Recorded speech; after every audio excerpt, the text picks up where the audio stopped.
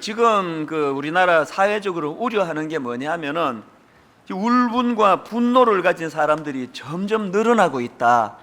이런 진단이 많은 우려를 낳고 있습니다. 나라 경제가 어려워지고 또 부익부 빈익빈 현상의 골이 점점 깊어가면서 마음의 상실감을 가진 사람들이 점점 많아진다는 거예요. 그리고 그런 상실감이 이제 분노로 변하고 울분으로 변하고, 그래서 지금 최근에도 계속 일어나고 있는 소위 말하는 이 묻지마 범죄, 그냥 울분을 표하는 거예요. 이런 것들이 바로 이 사회에 지금 큰 문제가 되고 있다는 것입니다. 그래서 저는 그런 기사를 접할 때마다 바로 이런 상황에서 교회가 할 일이 뭔가, 교회의 역할이 뭔가, 그런 생각을 해보곤 합니다. 교회가 어떤 일을 해야 될까요? 사회가 이런 식의 울분이 쌓여갈 때 교회는 그 울분을 해소해 줄 해독제 역할을 해야 되지 않습니까? 근데 불행하게도 현실은 교회가 그런 기능을 제대로 작동하지 못하고 있는 게 아픈 현실이라는 것입니다. 그래서 저는 오늘 본문에 나와 있는 이 아둘람 공동체를 요즘에 자주 생각을 합니다. 왜냐 하니까 이 아둘람 공동체를 보면은 그런 대안을 보여주는 것 같기 때문입니다. 우선 이 아둘람 공동체의 구성원들을 보면은 상처가 많은 사람들로 구성되어 있다고 이야기합니다. 오늘 본문 1절 2절을 한번 보십시오. 그러므로 다윗이 그곳을 떠나 아둘람 굴로 도망하매 그의 형제와 아버지의 온 집이 듣고 그리로 내려가서 그에게 이르렀고, 환난 당한 모든 자와 빚진 모든 자와 마음이 원통한 자가 다 그에게로 모였고, 그는 그들의 우두머리가 되었는데 그와 함께 한 자가 400명 가량이었더라. 왜 그 불편한 동굴로 사람들이 모여들었습니까? 그리고 보니까 다 하나같이 상처받은 사람들, 환난 당한 모든 자, 빚진 모든 자, 마음이 원통한 자, 이런 사람들이 거기로 모여들었다는 거예요. 이게 왜 이런 현상이 일어났나? 그 배경이 이렇습니다. 다윗 입장에서 지금 계속되는 사울 왕의 그 살해 위협 속에서 견딜 수가 없어서 적진으로 뛰어듭니다. 블레셋에 있는 가드 땅으로 그렇게 피해 가다가 거기서도 또 생명의 위협을 느껴가지고 이제 마지막으로 도망친 곳이 그게 바로 오늘 본문이 나오는 아둘람 동굴입니다. 그런데 그 소식을 전해 들었던 사람들이 하나 둘 이렇게 모여들기 시작하는데 400여 명이 모였습니다. 그런데 그렇게 모여든 사람들의 면면을 보니까 하나같이 환난당하고 억울하고 울분이 많고 상처가 많고 그런 사람들이 다 모여들더라는 거예요. 사실 그 사회에 잘 적응하고 그렇게 잘 산다면은 그 불편한 동굴로 모일 이유가 없지 않겠습니까? 그러니까 여러분 한번 생각해 보세요. 이 동굴이라는 환경 자체도 열악하기 그지없는데 상처받은 사람들이 눈만 뜨면은 부대끼는 거예요. 제가 목회를 해보니까요, 이 상처가 참 위험합니다. 내가 상처받은 게 치유가 안 되면요, 그것이 또 다른 사람에게 상처 주는 독이 될 위험이 있더라고요. 여러분 이거 아셔야 돼요. 난 상처가 많아, 나는 억울해, 이런 생각을 갖고 계시면요, 자기도 모르게 부지불식간에 나도 누군가에게 상처 주기 쉬운 사람이 되었다는 걸 인식하셔야 됩니다. 그러니까 그 동굴이 하루도 조용할 날이 없었을 거예요. 그런데 제가 주목하는 것은요, 자료에 보니까 그처럼 상처 많고 문제 많은 사람들로 구성되었던 그 아둘람 공동체에서 훗날 다윗이 다스리는 통일 이스라엘의 핵심적인 인물들이 거기서 배출이 되었다는 거예요. 이게 제가 주목하고 있는 포인트예요. 아니 어떻게 그렇게 상처가 많고 문제가 많은 사람들로 구성된 아둘람 공동체가 그런 능력의 공동체로 탈바꿈될 수 있었나? 제가 이런 맥락에서 보니까요, 아둘람 공동체의 그 별명이 뭘까 생각해 보니까 치유의 공동체예요. 아둘람 공동체는 상처받은 사람들이 모여드는 공동체이기도 했지만 치유가 일어나고 잃어버린 꿈이 회복이 되고, 그래서 미래에 대한 소망을 심어주는 그런 공동체이지 않았을까? 제가 그것을 생각하니까 참 부러운 거예요. 왜 그러냐 하니까 오늘 우리가 목회하는 목사 입장에서도 그렇고 모든 성도님들에게 있어서 우리가 참 꿈꾸는 게 이거 아닙니까? 교회하고 아둘람 공동체의 공통점이 뭐냐 하니까 상처받은 사람이 많이 모인다는 공통점이 있습니다. 교회도요, 아픈 분이 많으세요. 상처가 많으세요. 여러분들이 저에게 그런 아픔을 눈물로 호소하고 계시거든요. 이게 공통점이라면 불행하게도 아둘람 공동체하고 오늘 현실의 교회하고의 차이점이 뭐냐면은, 불행하게도 아둘람 공동체와 같은 치유가 잘 안 일어난다는 거예요. 상처받은 사람이 모이기는 많이 모이는데 치유가 안 일어나니까 교회가 어떻게 어려움이 많아지겠냐는 것입니다. 그러면 왜 치유가 잘 안 되느냐? 제가 이것을 생각하다가 참 인정하고 싶지 않지만 제가 인정하지 않을 수 없는 건, 이렇게 교회 안에 상처받은 사람들이 치유가 잘 일어나지 않는 이 현상, 이게 바로 교회의 세속화의 증거다, 그런 생각이 드는 거예요. 여러분, 교회가 세속화가 되면은 영적인 능력이 나타나지 않습니다. 치유의 역사가 일어나지 않습니다. 그렇기 때문에 여러분, 교회의 세속화를 왜 두려워해야 하는지 아십니까? 교회가 세속화되면 세상 사람들이 비난을 해요. 손가락질을 해요. 그것도 무서운 일이지만 정말 교회가 두려워해야 되는 것은, 교회가 세속화가 되면 복음의 능력이 나타나지 않는다는, 능력이 나타나지 않으면 세상의 조롱거리가 될 수밖에 없다는 이야기예요. 그렇기 때문에 우리 모두가 다 분당 우리 교회는 치유의 공동체가 되기를 꿈꾸며 기도해야 됩니다. 그리고 그 치유의 공동체가 되기 위하여 우리 교회 안에 세속화된 모습은 없나? 목사 안에 변질된 모습은 없나? 성도들 안에 세속화의 물결이 넘쳐나고 있지는 않은가? 이걸 돌아보면서 자기 반성과 또 그렇게 자기 점검이 필요해요. 저는 사무엘상 19장에 나와 있는 참 그 에피소드 하나가 마음에 참 이게 의미가 있다고 생각하는데요. 자, 19절을 한번 보시겠습니까? 20절입니다. 사무엘상 19장 20절. 우리 한 목소리로 읽어보시겠습니다. 사울이 다윗을 잡으러 전령들을 보냈더니 그들이 선지자 무리가 예언하는 것과 사무엘이 그들의 수령으로 선 것을 볼 때에 하나님의 영이 사울의 전령들에게 임하매 그들도 예언을 한지라. 자, 이게 지금 무슨 내용인가 하면은, 지금 그 사악한 사울 왕이 사람을 보내가지고 다윗을 잡아와라. 그래서 이제 그 전령들이 라만나요시라는 곳으로 다윗을 잡으러 간 거예요. 그런데 그곳에서 그 사울의 전령들이 어떻게 바뀌어졌는가 하니까 20절에 있는 말씀 그대로예요. 하나님의 영이 사울의 전령들에게 임하매, 다시 말해가지고 그들이 그 라마나역 공동체에 발을 딛고 그 상황을 살펴보면서 그 안에 있으면서부터 그동안 사울의 영향력 아래 놓여있던 그들이 성령의 영향을 받기 시작한 거예요. 하나님의 영향을 받기 시작한 거예요. 더군다나 그 19장 20절에 보니까 그렇게 된 계기가 뭐냐 하니까, 그들이 선지자 무리가 예언하는 것과 사무엘이 그들의 수령으로 선 것을 뭐 할 때에? 볼 때에 그 공동체의 아름다운 모습을 보고 느끼고 경험하면서 그들이 사울의 영향력 아래에서 하나님의 영향력으로 바뀌어졌다는 거예요. 이게 너무나 저는 부럽습니다.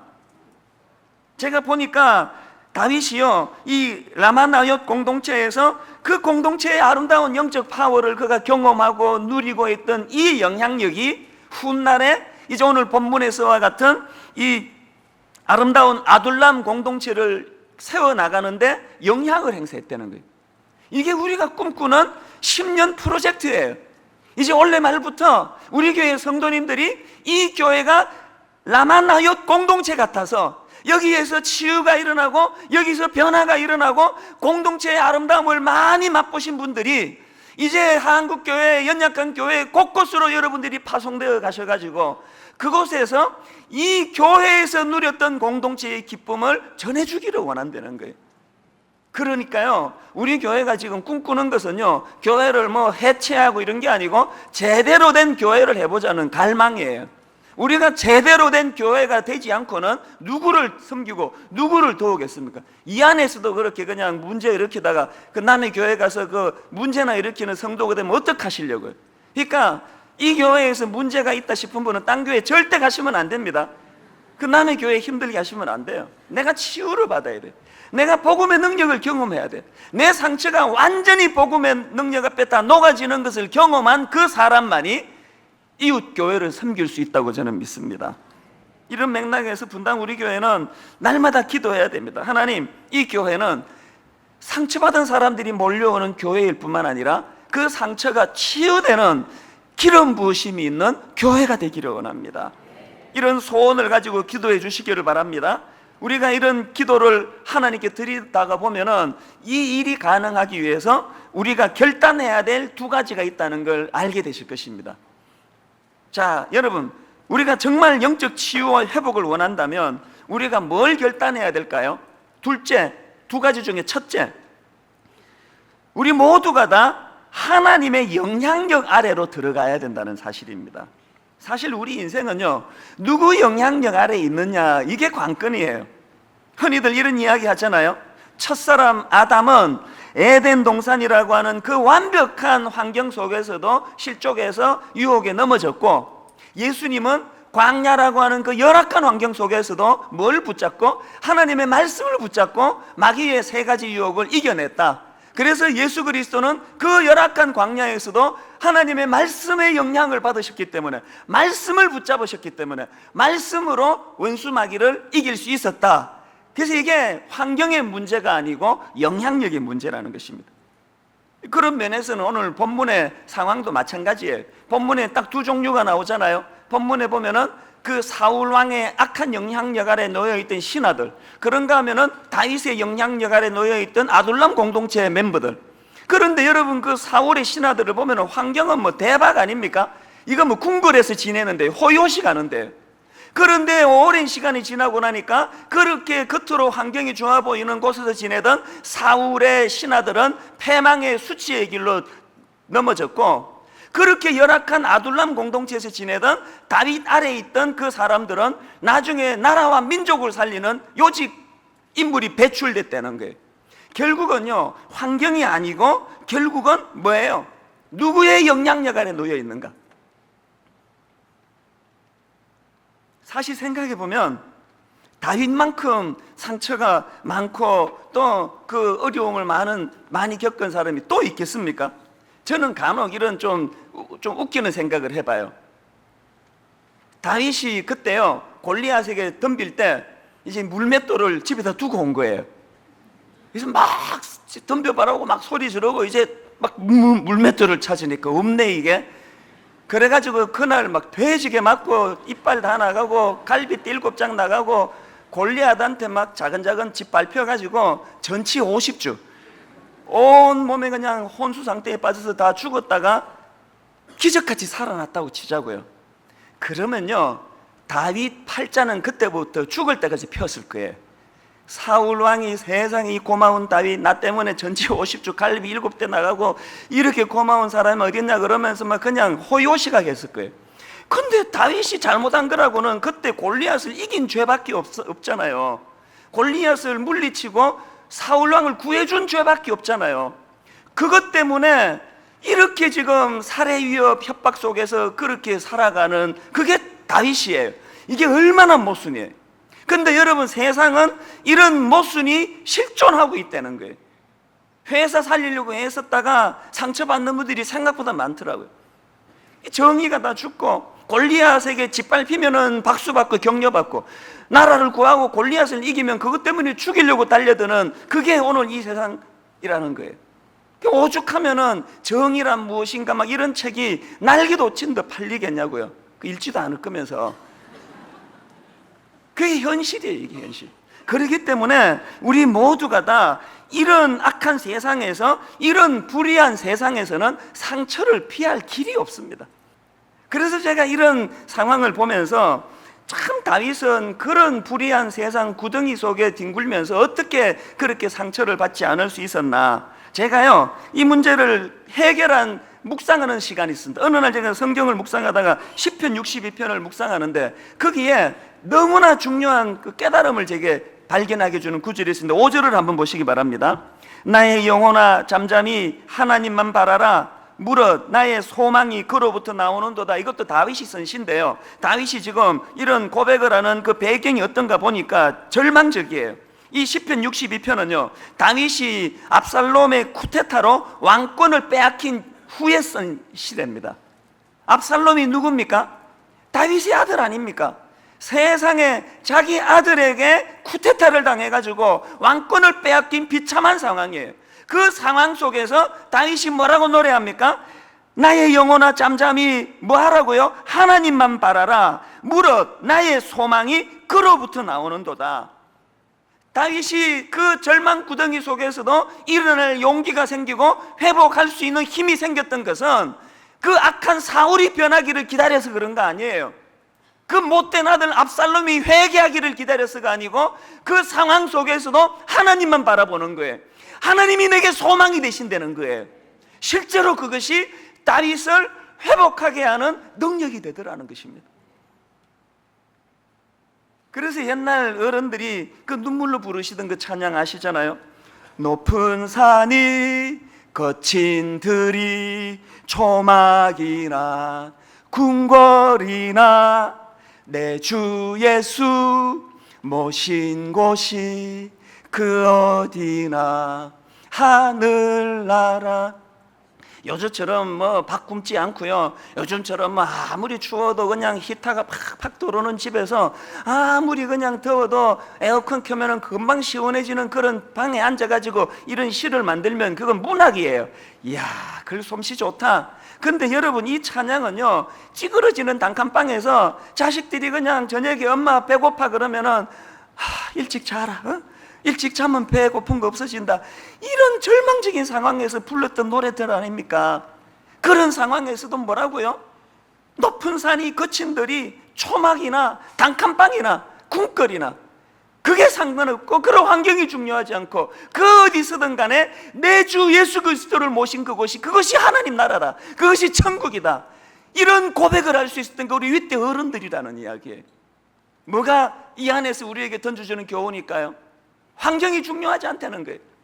환경 바라보고 거기에 일희일비하는 인생이 아니라 하나님의 자비하심, 하나님의 위로하심, 하나님의 은혜를 바라보는 거기에 환경을 뛰어넘을 수 있는 능력이 있다고 어른들이 노래한 거예요. 오늘 이런 맥락에서 저는 분당 우리 교회 모든 성도님들이 그 놀라운 다윗처럼, 우리 윗대 어른들처럼 환경의 영향을 받아가지고 허덕이는 인생이 아니라 환경을 초월하는 하나님의 영향력 아래 놓이는 복된 하나님의 사람들 되시기를 주님 이름으로 축원합니다. 그런가 하면 두 번째로, 여러분, 우리가 이 세상에서 상처받지 않기 위해서 해야 될 일이 있는데요, 그것은 우리의 주 관심사를 바꾸어야 돼요. 우리의 주 관심사가 보다 본질적인 문제, 보다 본질적인 문제에 우리가 몰두해야 된다는 거예요. 이게 무슨 말씀인가 하면요, 제가 지난주 이 본문을 가지고 묵상하다가 발견한 게 뭐냐면은 이 다윗이 한 성질 하잖아요. 다윗이 얼마나 그냥 성격이 그냥 울분이 많았는지 그 골리앗을 향하여 쏟아놓던 그 울분이 있잖아요. 그런데 지금 그렇게 억울하게 아둘람 동굴에 갇히다시피 해 있는데 그 동굴에서는 다윗의 울분이 잘 느껴지지가 않아요. 자, 다윗의 울분은 한번 느껴보시겠습니까? 골리앗을 향한 그 울분이요, 사무엘상 17장 26절 우리 한 목소리로 읽으실 때 좀 이렇게 그 감정이입해가지고 다윗의 울분을 느끼면서 읽으시면 좋겠습니다. 자, 같이 읽어볼게요. 시작. 다윗이 곁에 서 있는 사람에게 말하여 이르되 이 블레셋 사람을 죽여 이스라엘의 치욕을 제거하는 사람에게는 이 할례받 블레셋 사람이 누구이기에 살아계시는 하나님의 군대를 모욕하겠느냐. 다윗의 울분이 느껴지세요? 근데 죽여버리겠다는 거예요. 니까짓 게 뭔데 우리 하나님을 조롱하느냐는 거예요. 울분이 막 이렇게 느껴져요. 그 울분이라는 건, 이 감정은 굉장한 에너지를 만들어내는 게요, 다윗이 그 경험도 없는 그 어린애가 말이에요, 정규 군사훈련을 받은 군인도 아닌 사람이 이거는 골리앗에게 대들면 맞아 죽는다는 걸 뻔히 아는데도 견딜 수 없는 울분이 에너지가 돼서 골리앗에게 덤비게 만드는 거예요. 그 울분이 다윗에게 있었는데 어찌된 영문인지 지금 인생에 이렇게 죽을 고비를 넘기고 동굴에 갇히다시피 한 다윗에게 골리앗을 향한 울분이 느껴지지가 않아요. 이 어찌된 일일까요? 제가 찾은 답이 뭔지 아세요? 사람은요, 자기의 주 관심사가 있는 곳에 상처가 있고요, 자기의 주 관심사가 있는 곳에서 울분이 있는 거예요. 자, 그렇다면은 다윗이 골리앗을 향해서는 그 울분이 폭발을 하고 견딜 수 없는 마음의 그 울분으로 그에게 덤벼드는데, 자기가 불이익 당하는 것, 자기가 억울하게 지금 동굴 안에 들어가 있는 데 대해서는 상처가 안 보여요. 뭘 의미할까요? 이런 면에서 오늘 우리 모두가 다 하나님 앞에서 부끄러워해야 될 게 있지 않을까요? 온통 우리의 관심이 무엇을 먹을까, 무엇을 입을까, 우리의 무슨 대학 보낼까, 여기에만 몰두해 있으니까 이 세상에서는 상처를 받을 수밖에 없다는 거예요.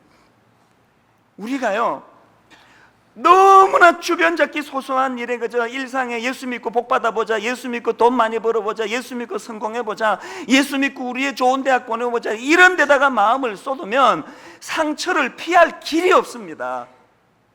보다 더 근본적인 것, 보다 더 본질적인 것, 하나님의 영광, 하나님의 나라, 어려운 한국 교회를 향한 가슴 아픔, 그런 것으로 우리의 관심이 옮겨지게 될 때에 사울이 나를 어떻게 할 수 없는 하나님의 사람이 될 줄 믿습니다.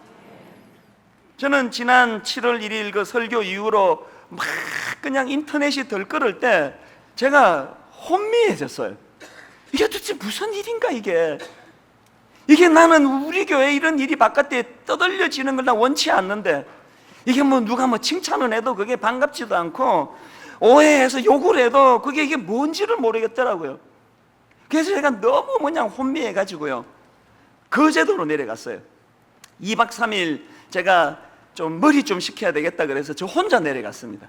거제도에 내려가서 한 3일 있으려고 내려갔는데요, 이제 하루 거기서 지내고요, 그 다음날 이른 아침에 바로 그 거제도에서 한 20분 배를 타고 가니까 장사도라고 있대요. 뱀이 누워있는 모양이라고 그 섬 이름이 장사도래요. 거기에 이제 그 관광지로 개발을 해가지고 아기자기하게 참 잘 꾸며놨더라고요. 그런데 제가 그 관광객들 따라가지고 이렇게 쭉 코스를 돌다가 두 군데에 제 눈이 꽂혔습니다. 한 군데가 어디냐 하니까 세상에 그 조그만한 섬에 학교가 있는 거예요. 그게 얼마나 인상적이었는지 다른 관광객들 탁 하고 난 다음에 제가 그 학교를 다시 들어가 봤습니다. 교실 딱 하나.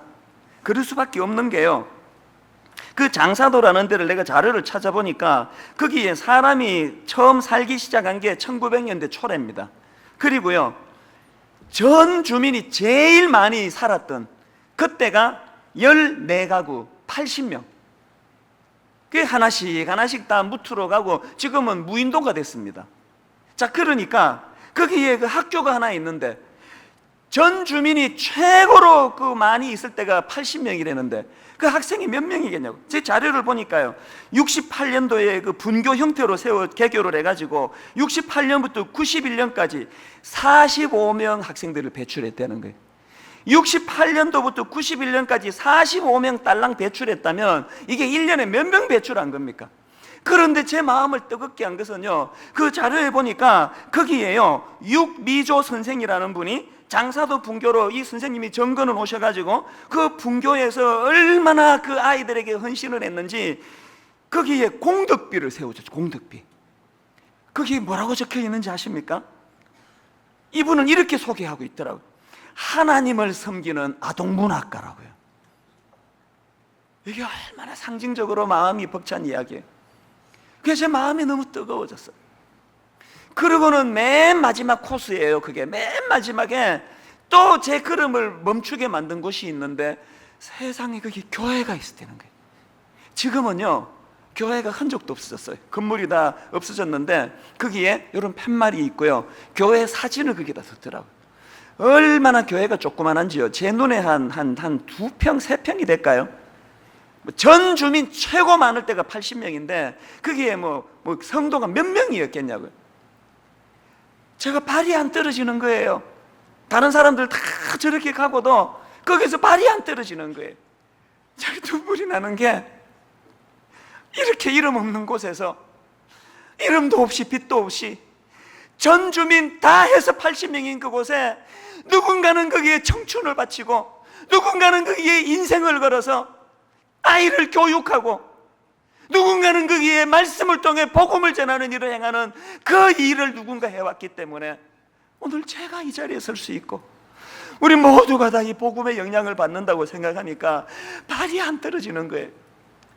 그래서 제가 거기에 한참 앉아 있었습니다. 눈물이 나더라. 하나님이 왜 나를 여기 거제도로 보내주셨는지 하나님의 뜻이 밝히 보여지는 거예요. 뜻하지 않게 세상이 이렇게 덜쑤셔진 이것은 다른 게 아니고 7월 1일 제가 선포했던 이 하나님 앞에서의 이 선포가 하나님이 너무 기뻐하시는 일이기 때문에 이것은 하나님이 쐐기를 박으시는 일이구나, 더 이상 이걸 내가 물러설 수 없도록 하나님이 굵은 쐐기를 박으시는 일이구나, 제가 그렇게 말씀을 깨달았어요. 용기가 생기더라고요. 그 이후로는요, 누가 무슨 칭찬을 해도 눈에 들어오지 않고요, 누가 무슨 욕을 하든지 그게 상처가 안 되더라고요. 왜? 하나님의 뜻이 드러나고 나니까. 제가 깨달은 게 뭔지 아십니까? 우리는 너무 제가 그날 그 장사도에 들렀다가요, 거기서 이제 배를 타고 다시 그 거제도로 돌아와서 바로 어디로 간지 아세요? 숙소로 달려갔어요. 짐 챙겨가지고 그 자리에서 분당으로 돌아왔습니다. 2박 3일 제가 생각하고 치권까지 다 구입해 놓고 왜 바로 돌아온지 아세요? 하나님 왜 여기 나 보내신 줄 알게 됐으니 더 머물 이유가 없더라고요. 빨리 가야지, 할 일 많은 분당으로. 바로 그 자리에서 운전해서 분당에 왔는데 너무너무 가슴이 벅찬 거예요. 우리가요, 다 내 수수한 조변, 누가 내 욕하나? 누가 이찬수 오해하나? 누가 분당 우리에게 누가 욕하나? 이런 일에 몰두할 때 상처를 피할 길이 없어요. 눈을 높은 데 돌리고 하나님 나라를 생각하고 하나님 뜻을 생각하는 그곳에 사람이 내게 상처 줄 수 없는 걸 내가 깨닫게 된 거예요. 오늘 말씀을 저는 이렇게 마무리하려고 합니다. 여러분, 이 험한 악한 세상에서 우리가 상처를 피할 길이 없어요. 어떻게 해야 된다고요? 하나님의 영향력 아래로 들어가야 돼요. 세상의 영향력 아래 흔들리지 마시기 바랍니다. 하나님의 영향력 아래 들어가시고, 그리고 너무나 사소한 내 관심사가 이 사소한 곳으로부터 하나님의 영광, 하나님의 나라, 이 땅의 교회의 회복, 이런 본질적인 곳으로 우리의 마음이 움직여질 때 사울이 주는 상처는 피하게 될 줄로 믿습니다. 오늘 이 말씀이 이 땅을 살아가는 저와 여러분 삶에 굉장히 중요한 지침이 되기를 주님 이름으로 축원합니다. 그 다윗 대통령이라고 하는 그 책에 보면은 그 워터게이트 사건으로 그 임기 도중에 사임했던 닉슨 대통령에 관한 이야기가 나옵니다. 거기 보면은 그 데이빗 그겐이라고 그 대통령 보좌관 출신이라고 합니다. 오래 그 대통령을 그 보좌했던 데이빗 그겐이 분석하기를 이 닉슨 대통령이 몰락한 원인은 그의 어린 시절에 받았던 상처가 치유되지 못했기 때문이다, 그렇게 분석을 합니다. 알고 봤더니 이 닉슨은 굉장히 불우한 어린 시절을 보냈다고 합니다. 그 불우한 어린 시절을 보내는 과정에서 어릴 때부터 거절감을 많이 경험하고 또 상처를 많이 받았다는 겁니다. 그런데 불행하게도 그렇게 마음의 상처가 많았는데 그것이 어른이 돼서 잘 치유가 되지 않고, 그러다가 보니까 그 뿌리 깊이 상처가 남아가지고 그 상처가 닉슨 대통령으로 하여금 종종 마음의 분노를 일으키게 그렇게 만드는 요인이 되었고, 뿐만 아니라 무슨 일이 생길 때마다 그것을 감정적으로 대응하게 만드는 그런 미숙한 사람으로 만들었다는 것입니다. 결국 그 치유되지 않은 마음의 상처와 또 그로 인해서 생겨난 이 부정적인 자아상, 이런 것들이 결합이 돼가지고 잘못된 정치 윤리를 낳게 만들었고, 그것이 결국은 닉슨 대통령을 망하게 만든 워터게이트 사건의 원인이 되었다, 그런 논지의 글이었습니다. 저는 그 글을 읽으면서 참 이게 인간의 굴레다, 겉으로는 너무나 멀쩡해서 대통령으로 뽑힐 정도로 그렇게 아무 문제가 없어 보이지만, 그러나 내면에 치유받지 못한 그 상처의 흔적이라는 것이 한 인간을 파멸시킬 수도 있다는 겁니다. 그러고 보면은 뭐 전들 상처가 없겠습니까? 여러분인들 상처가 없겠습니까? 이 복잡하고 험난한 세상을 살면서 누구라서 상처를 피할 수 있겠냐는 겁니다. 그렇기 때문에 우리 모두가 다 이 상처를 피할 수 없다면은 어떻게 해야 된다고 말씀드렸습니까? 아둘람 공동체와 같이 이 치유의 공동체를 경험해야 한다는 것입니다. 이런 맥락에서 저는 찬송가 70장 이 노랫말이 참 의미가 있다고 생각합니다. 피난처 있으니 환난을 당한 자 이리 오라. 땅들이 변하고 물결이 일어나 산 위에 넘치되 두렵지 않네. 제가 이 찬양을 부르고 또 묵상하고 그렇게 하다가 보니까 이것이 점점 이렇게 압축이 되는데요, 이 찬송가 70장 1절은요 딱 두 마디로 압축이 되더라는 거예요. 첫 번째 마디가 뭐냐? 맨 먼저 나오는 피난처 있으니. 두 번째 압축되는 마디가 뭐냐? 두렵지 않네. 그래서 이 찬양을 요약하니까 피난처 있으니 두렵지 않네. 피난처 있으니 두렵지 않네. 이게 우리 그리스도인들의 정체성인 것 같아요.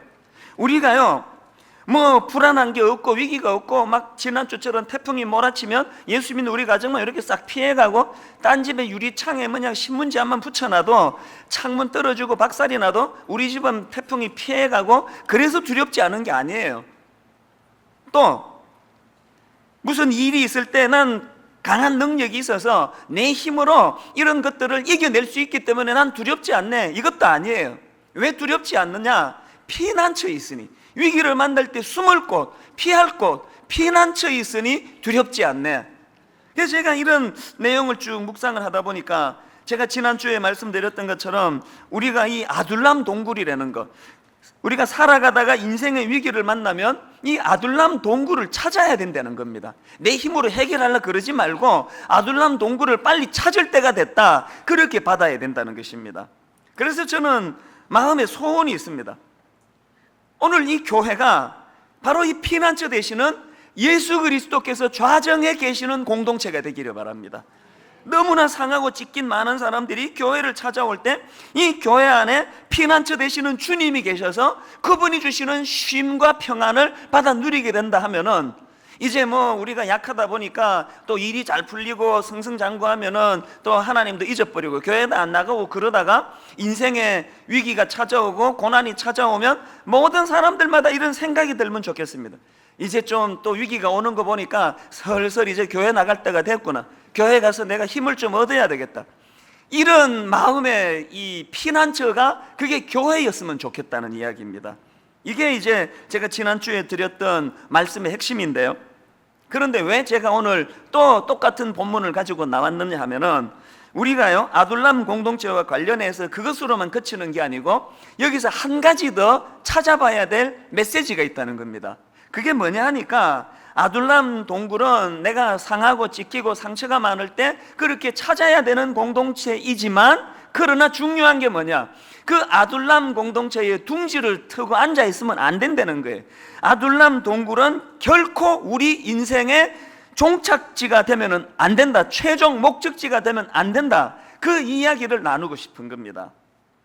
비록 아둘람 공동체에서 상처를 치유받는 은혜를 내가 누렸고 그 아플 때 좋은 사람을 만나가지고 그 공동체의 기쁨을 누려서 거기에 내 추억이 많이 담겨있다 할지라도, 그러나 그럼에도 불구하고 아둘람 동굴은 치유를 위해서 잠깐 머무는 곳이지, 그러나 그것이 영원히 내가 안주해야 될 최종 목적지가 아니라는 사실을 항상 인식해야 된다는 것입니다.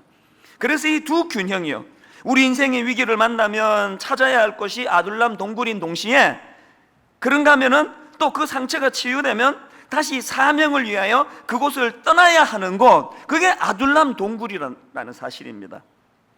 저는 개척한 이후로 지난 10년 동안 내내 이 사실을 강조하고 가르쳐 왔습니다. 개척 시작부터 제가 그런 광고를 해왔습니다. 상처받은 분들이 이 교회에서 치유가 일어나기를 바랍니다.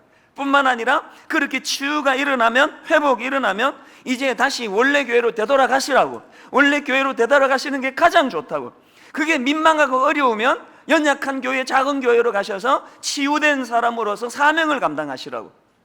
제가 이걸 항상 강조하는 데는, 거기에는요 그 강조의 바탕에 목회 철학이 있습니다. 거기에 분당 우리 교회의 교회론이 담겨져 있습니다. 우리 교회가 어떤 교회론을 가지고 있느냐, 이걸 여러분이 다 아셔야 되는데요, 우리 교회가 가지고 있는 교회론에 대한 정의가 이렇습니다. 교회는 세상으로부터 부름받은 하나님의 백성들의 모임인 동시에 세상으로 보냄을 받은 그리스도의 제자들의 모임이다. 우리가 자칫 잘못하면 한쪽으로 쏠리기 쉬워요. 특권의식, 나 뽑혔다는 거예요. 나 선택받았다는 거예요. 수많은 세상 사람들 가운데 구별되어 나는 택함을 받았다. 이런 특권의식만 강조하면 안 되는 거예요. 그게 하나 자리 잡으면 또 다른 균형은 뭡니까? 그런 특별한 은혜를 받아서 내가 변화받고 치유되었다면 뭐가 있어야 됩니까? 동시에 내가 이제 치유받아 세상으로 보냄을 받은 소명자로서의 이 제자의식이 있어야 된다는 이야기입니다. 저는 이런 맥락에서 분당 우리 교회가 항상 경계하는 게 그거라고 생각합니다. 우리끼리 잘 먹고 잘 살게 될까 봐. 그래서 우리가 복지재단에 이렇게 마음을 쏟는 것도, 이번 장애인 복지관에다가 저희가 마음을 담고 기도해야만 하는 이유도 마찬가지예요. 그래서 이런 것들을 가지고 자꾸 우리는 세상으로부터 택함을 받은 선택받은 자의 모임이라는 이 특권이 있다면 항상 그 무게와 똑같이 나는 세상으로 보냄을 받은 사명자, 나는 세상을 섬기는 사명자, 우리끼리 잘 먹고 잘 살라고 이런 은혜 주신 게 아니다. 이 균형을 우리는 항상 부담으로 가져야 된다는 이야기입니다. 자, 그렇다면요, 이제 좀 더 구체적으로 왜 우리는 아둘람 굴에 머물면 안 됩니까? 왜 우리는 치유되면 아둘람 동굴을 떠나야 합니까? 크게 두 가지로 제가 그 의미를 생각해 보았는데요. 첫째로는요, 왜 치유되면 아둘람 동굴을 떠나야 한다고요? 진정한 치유는 사명으로 연결되기 때문에 그렇습니다. 5절에 보면은 영적 지도자 갓이 다윗에게 이런 충고를 던집니다. 선지자 갓이 다윗에게 이르되 너는 이 요새에 있지 말고 떠나 유다 땅으로 들어가라. 다윗이 떠나 헤렛 수풀에 이르니라. 여기 나오는 요새를 어떤 학자들은 아둘람 동굴이라고 해석하기도 하고요, 또 어떤 학자들은 여기 나오는 요새는 4절에 나오는 모압 왕의 왕궁이다 이렇게 해석을 하기도 합니다. 어디든 상관이 없어요. 그런데 시간 보내고 싶지 않습니다. 중요한 거는 뭐냐? 지금 다윗이 더 이상 아둘람 동굴에 머물지 않고 다시 그 치열한 삶의 현장, 자기를 잡아 죽이려고 달려드는 그 사울이 머물고 있는 그곳으로 나아갔다는 게 중요한 거예요. 이 성경이 지금 요새라고 표현한단 말이에요. 다윗 입장에서 이제 죽을 때까지 여기 머물면 안전해요. 그 요새 같은 곳을 이제 자기를 죽이러 올 수 없는 곳이에요. 그런데 거기를 떠나라는 거예요. 그 요새에 머물면, 아둘람 동굴에 머물면 다윗은 안전하지만, 그러나 여러분, 하나님이 다윗을 그렇게 안전한 곳에 죽을 때까지 피신해 있다가 인생을 마치라고 그를 이 땅에 보내주신 게 아니라는 이야기예요. 그런 이야기들 하잖아요. 배가 정박해 있을 때는 파손될 위험이 없다. 그러나 배는 그러자고 있는 것이 아니다.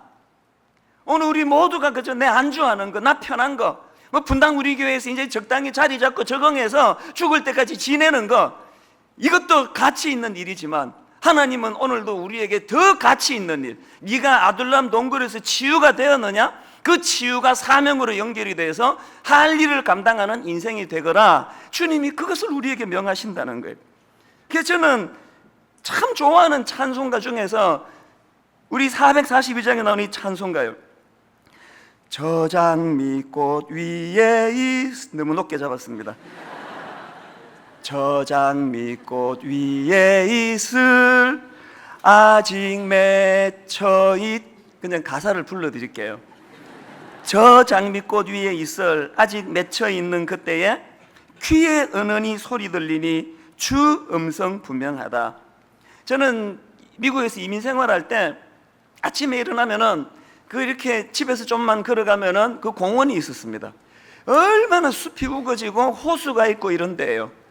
그런 곳에 지금 생각하면 그때가 23살, 24살밖에 안 됐지만요, 그 이른 새벽에 호숫가에 나와가지고 그 저 숲에 공원에 와 앉아 있으면 내 영혼이 치유가 되는 것 같아요. 하나님의 자연, 인간의 손길이 덜 거친 무공해 같은 그곳.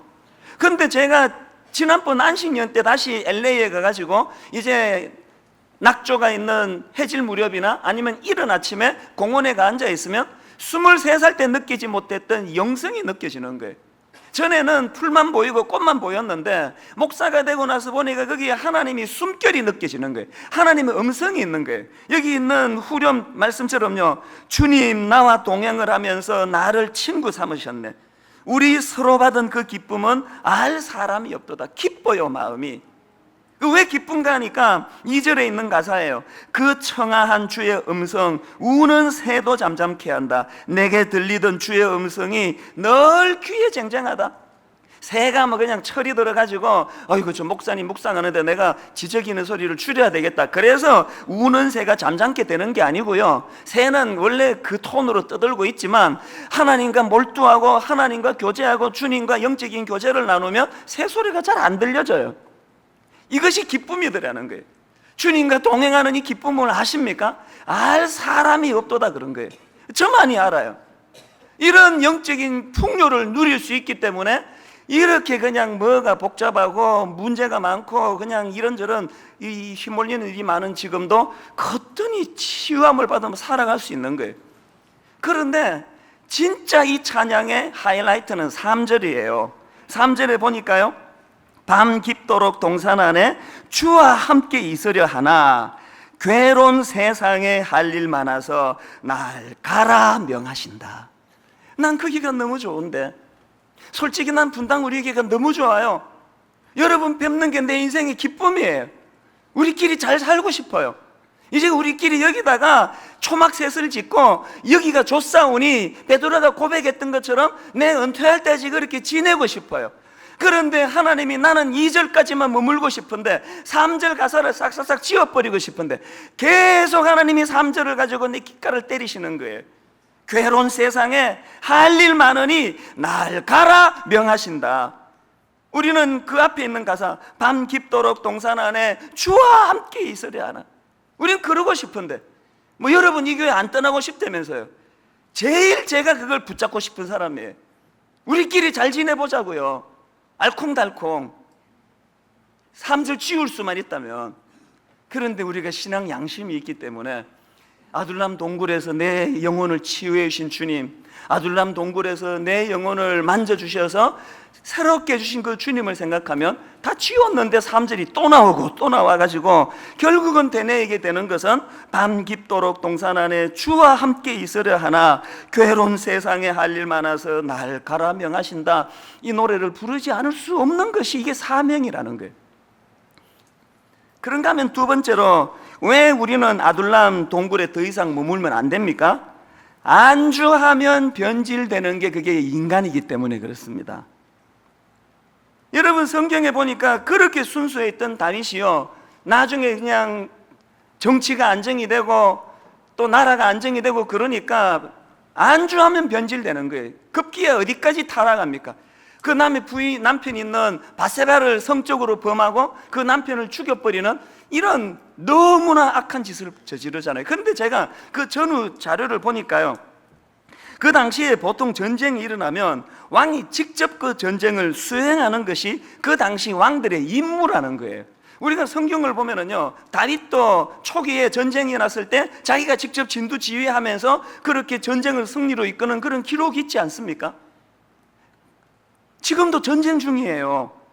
그런데 지금 자기가 직접 진두 지휘하며 그렇게 그 병사들을 이끌 의무가 있는데도 불구하고 그 다급한 상황에서 전쟁을 진두지휘하기보다는 군대 장관 요압에게 전부 다 떠맡기고는, 그렇게 하고는 이 사람은 지금 전쟁 중인데 옥상을 어실렁 밤에 잠도 안 자고 거닐다가 그 남의 여자 목욕하는 거 보고 실족해서 평생에 지울 수 없는 치욕의 자리에 빠지게 되는 거예요. 어떤 분이 이런 이야기를 해요. 목사님 옥상 거닌다고 다 나쁜 겁니까? 그날 다윗이 나라를 생각하면서 옥상을 거니면서 묵상하면서 나라를 위해 중보기도 했을지 어떻게 아느냐고요. 절대 그런 일 없습니다. 뭘 보면 아는지 아세요? 여러분 성령 충만해서 옥상 거닐어 보세요. 성령 충만해서 옥상 거니는데 저기 어떤 여자가 뻘거벗고 생쇼를 하고 있다고 쳐보세요. 거기에 충동이 생기지를 않아요. 저 여자가 미쳤나 그러고 넘어가지. 겨울에 그러면 되게 춥겠다, 여름에 그러면 시원해서 좋긴 하겠다, 그렇게 하고 끝나는 거예요. 딴 데 가면 다 웃는데 우리 교회는 또 안 웃는다는 거라. 이게 다윗이 그 늦은 밤에 옥상을 거닐다가 그 여자 목욕하는 뻘겁은 거 보고 그렇게 눈이 뒤집혀가지고 성적인 죄를 짓고 사람을 죽였다는 게 뭘 의미할까요? 그것 자체가 이미 안주하고 있다는 거예요. 변질이 됐다는 뜻이에요. 이게 인간이에요. 그럼 뭐 목욕한 여자를 탓할 거가 있습니까? 뭐 짧은 치마 입은 여자 탓할 게 있습니까? 다 내 눈이 문제인 건데, 이게 인간의 굴레 아닙니까? 다윗만 그렇습니까? 구약의 역대 왕들 가운데 그렇게 순수하고 초심을 잘 지켰던 사람이 나중에 다 팍팍팍 쓰러지잖아요. 아니 뭐 사울은 안 그렇습니까? 사울은 얼마나 그렇게 겸손했습니까? 방심하고 안주하면 무너지는 거예요. 그런 맥락에서 저는 바울을 참 존경합니다. 바울은요 그런 게 없어요. 뭐 남의 여자 보고 뭐 마음이 무너지고 그런 게 하나도 안 나와요. 초지일관 바울은. 그래서 이게 어떻게 가능했나 제가 답을 찾았습니다. 디모데후서 4장 6절에 이제 임종을 앞둔 상황이에요. 전제와 같이 내가 벌써 부어지고 나의 떠날 시각이 가까웠도다. 지금 바울이 이제 죽음을 앞둔 상황이에요. 그런데 자기 인생을 뭐라고 회고하는가 하니까 그 다음 7절에 이렇게 고백합니다. 나는 선한 싸움을 싸우고 나의 달려갈 길을 마치고 그 다음에 믿음을 지켰으니, 여기서 제가 눈이 번쩍 뜨이더라고요. 어떻게 하면 믿음을 지킬 수 있는지 아세요? 사명을 가지고 달려가는 거예요. 나의 선한 싸움을 싸우는 거예요. 내게 임무가 끝나는 까지, 호흡이 닿는 그날까지 나의 달려갈 길을 달리는 거예요. 이게 타락을 막는 거예요. 변질을 막는 거예요. 그래서 우리가 변질되지 않으려면 이제 아둘람 굴에 머물러 안주하지 말고 이제 악한 사울을 향하여 사명 가지고 달려가야 되는 거예요. 여러분 100년, 200년 전통적인 교회를 들여다보세요. 여러분 역사가 그렇게 오래되면서 여전히 초심을 지킨 교회는요 100에 한두 교회도 안 됩니다. 그러면 분당 우리 교회 갈 길도 뻔하다는 거예요. 이 교회도 얼마 지나지 않으면 변질되고 복잡하고 수군거리고 무슨 법정 싸움 나오고 멱살잡이하고 그런 일이 이 교회 안에 일어나지 말라는 법이 없다는 거예요. 그걸 막기 위해서는 어떻게 해야 된다고요? 똑똑한 사람들끼리 아둘람 동굴에서 앉아가지고 토닥거리지 말고 나가야 된다는 거예요. 사명을 가지고 달려가야 된다는 거예요. 사실 앞에서 이렇게 큰 소리 뻥뻥 치지만요 어느 것 하나 쉬운 게 없어요. 이게 잘 된다는 보장이 없습니다. 그리고 기존 신자 등록 안 받는 문제만 해도 그렇습니다. 제 신앙 양심상 정말 저렇게 상처받고 피 흘리는 성도 등록 안 받는다고 이게 매몰차게 가로막는 게 하나님 앞에 이게 옳은 짓인가, 그런 갈등을 지금도 하고 있는 게 사실이에요. 저는 지난번에 말씀드렸듯이 영적인 보트 피플처럼 힘들어하는 분들을 이제 교회가 지금까지 그렇게 잘 치유하도록 배려했는데 그 등록을 안 받게 되면 어떡하나. 여러분 그런 분들 등록 안 받는 게 포인트가 아니에요. 이제 기존 신자들은 연약한 교회로 다 떠나가시고 이 교회는 제대로 된 복음 전하는 교회가 되자는 거예요. 생명을 전하는 교회가 돼서 이제 1년에 3,500명, 1년에 5,000명씩 등록하는 이 교회에 대부분 기존 신자로 채우던 이 교회가 이제 새로운 생명으로 복음을 받은 새 영혼이 몰려드는 교회가 되자는 거예요. 이제 제대로 된 교회, 건강한 교회. 우리가 이런 꿈을 꾼다면 성령님께서 힘 주실 줄로 믿습니다. 우리 다 회복하셔야 됩니다. 한 가지 말씀만 드리고 오늘 말씀을 마무리하려고 하는데, 제가 드라마 이야기를 하고 말씀을 마무리하려고 합니다. 그 지난 여름에 나왔던 드라마 중에 그 추적자라는 드라마 아마 보신 분이 많으실 거예요. 잘 만든 드라마예요. 사실 저는 한 편도 안 빼놓고 다 봤습니다. 인터넷으로 막 보고 또 보고 그랬어요. 왜냐하니까 거기에 그 형사로 출연하는 그 탤런트가 우리 교회의 그 청년, 그 박효주라는 청년 자매이기 때문에 이게 참 팔이 안으로 굽는다고요. 하여튼 막 그렇게 쟁쟁한 출연자들이 나왔는데도 난 그 사람밖에 안 보이더라고요. 계속 그 여형사만 쳐다봤어요. 그러고는 문자로 너무 연기 잘했다 격려하고 그렇게 했는데, 또 연기 잘하는 분이 한 분 더 계세요. 거기에 그 박근형 씨라고, 확실히 이게 관록이라는 건 무섭더라고요. 연기를 얼마나 잘하는지. 물론 그 박효주가 제일 잘했고 그 다음에 이제 이 박근형 씨가 연기를 참 잘하시더라고요. 그런데 마지막에요, 이제 그 대사 한마디가 제 마음을 그 뭐라고 표현해야 될까요? 그 박근영 씨는 그 타락한 자본가로 나와요. 그래서 엄청나게 큰 그 재벌이 돼가지고 그 부패한 정치가들에게 뒷돈을 대주고 뇌물을 주고 이제 이런 하는 사람인데요. 또 거기에 그 젊은 정치 지망생이 있는데 이미 그 여자도 부패하고 타락을 했습니다. 그 둘이서 이제 대화하는 장면이에요. 그 변질된 젊은 여자에게 박근영 씨가 이렇게 물었습니다. 너는 왜 정치를 하고 싶은데? 그랬더니 그 여자가 대답하기를 이렇게 말하더라고요. 저에겐 꿈이 있습니다. 페어한 세상을 만들고 싶습니다. 공정한 세상을 정치를 통해 만들고 싶다는 거예요. 그랬더니 그 말을 듣고는 박건영 씨가 이렇게 말하더라고요. 내가 어떻게 술을 배웠는지 아나? 내가 20살 때 옆집 여자를 좋아했다 아이가. 이런 못된 역은 다 경상도로 시키더라고 보니까. 이제 경상도 사투리로 하는 액센트가 그래요. 내가 어떻게 술을 배웠는지 아나? 내가 20살 때 옆집 여자를 좋아했다 아이가. 근데 그 여자가 딴 데로 시집을 가버린 기라. 그래서 마음이 쓰리고 아파서 술을 배웠는데, 그런데 몇 달 지나니까 그 여자는 잊어버리고 술 먹는 버릇만 남더라는 거예요. 그래서 지금은 그 여자의 이름도 기억을 못하는데 술은 지금도 계속 먹고 있다 아이가. 그 다음 한마디가요, 망치처럼 제 머리를 때렸습니다. 뭐라고 이야기하는가 하니까, 꿈도 마찬가지인기라. 처음에는 페어한 세상을 만들기 위해 정치판에 뛰어들지만 이제 너는 내가 잊어버린 그 여자애처럼 처음 가진 초심과 꿈은 사라져버리고 권력을 갖겠다는 욕심만 남는 기라. 제가 그 드라마 대사를 보는데요, 22년, 23년 전 저 생각이 나는 거예요. 29살 하나님 제게 꿈을 주셔서 비즈니스 정리하고 하나님께서 가라고 한 한국으로 돌아왔습니다. 제가 신학교 와가지고, 전에도 한번 드린 것 같은데, 신학교 와가지고요 한 학기 내내 그거 자랑하고 다녔습니다. 은근히 전사님들 만나면, 미국에서 비즈니스 하던 거 내가 정리하고 왔다고, 내가 이 사명을 받아가지고 물질을 포기하고 뭐 이런 식으로 뭐 대놓고 자랑은 안 하지만 하여튼 다 그 얘기예요. 그래서 내가 큰 결단하고, 그리고 내가 이제 미국 시민권도 내가 이제 반납을 하고, 그렇게 내가 사명으로 왔다고, 나는 이제 이 물질을 다 포기하고 반납하고 한국에 왔다고 여러 우리 동료 전사의 그 이야기를 자랑했어요.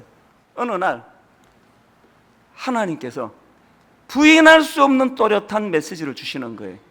네가 버린 게 아무것도 없느니라. 그 섭섭한 이야기 아닙니까? 아니 지금 가족 떠나가지고 하던 비즈니스 내려놓고 손해봐가면서 그렇게 하고는 지금 한국에 돌아왔는데 버린 게 없다니, 그 너무한 거 아닙니까? 주님이 제게 부인할 수 없는 메시지를 주신 게 이거예요. 너는 버린 게 아니고 옷만 갈아입은 거라는 거예요. 물질적으로 그렇게 목말라 돈 그러면서 달려가던 네가 이제는 목사라는 타이틀 가지고 더 유명해지고 싶고 큰 교회 만들고 싶고 인정받고 싶고, 그래서 내려놓은 게 없고 옷만 갈아입었대. 옷만. 제 양심에요, 그 이야기가 깨달려지고는 더 이상 그것 가지고는 자랑을 못 하겠더라고요. 그리고 22년이 지났습니다. 놀랍게도요, 그 초창기에 주님이 저에게 주신 경고의 말씀이 아직도 안 사라지고 있습니다. 아직도 인정받고 싶어 못 견디는 저, 설교 잘한다는 소리를 듣고 싶어서 안달복달하는 저, 제 내면에서 이제 5만 명을 향해서 매진 10만 명도 네 할 수 있다, 끊임없는 내 안의 탐욕이 오늘도 저를 꿈틀꿈틀거리게 만드는 거예요. 그래서 박건영 씨의 대사가 저에게 충격인 거예요. 이제 너는 내가 잊어버린 그 여자애처럼 처음 가진 초심과 꿈은 사라져버리고 권력을 갖겠다는 욕심만 남은 기라. 오늘 여러분 이 박건영 씨의 대사에 해당되는 분 없습니까? 여기 의사분들 계시죠? 그러려고 의사한 거 아니잖아요. 여기 교사분들 계시죠? 교사는 그저 뭐 월급 적당히 주고 일 적고 골치 아픈 게 없으니까 그래서 교사한 거 아니시잖아요. 그런데 꿈을 가지고 시작한 그 일인데, 이제 너는 내가 잊어버린 그 여자애처럼 처음 가진 초심과 꿈은 사라져버리고 권력을 갖겠다는 욕심만 남은 기라. 뭘 회복해야 될까요? 그래서 제 마음의 울림이 이거예요. 이렇게 살 것 같으면 미국에서 장사나 하고 살아. 네가 열심히 해가지고 네가 돈 벌어, 네 편하게 잘 살면 누가 뭐라 그러느냐고. 그게 제가 저에게서 던져지는 경고의 메시지예요. 이렇게 살 것 같으면 뭐하러 이 생고생을 하면 한국 나왔느냐고. 오늘 여러분에게 이 울림이 되기를 바랍니다. 박건영 씨의 그 경고의 메시지가 성령님이 우리에게 주시는 메시지라고 생각합니다. 어쩌다가 초심을 잃어버렸냐? 네가 그 여자 때문에 술을 배웠는데 그 여자는 다 잊어버리고 술 먹는 버릇만 남아있는 것처럼 꿈으로 시작한 그 일인데 꿈은 다 어디다가 버리고 탐심만 남아있느냐? 어떤 의미에서 하나님께서 분당 우리 교회를 너무나 사랑하셔서 우리의 변질된 이 마음을 치유해 주시고 회복해 주기 위하여 이 엄청난 프로젝트를 주신 줄로 믿습니다.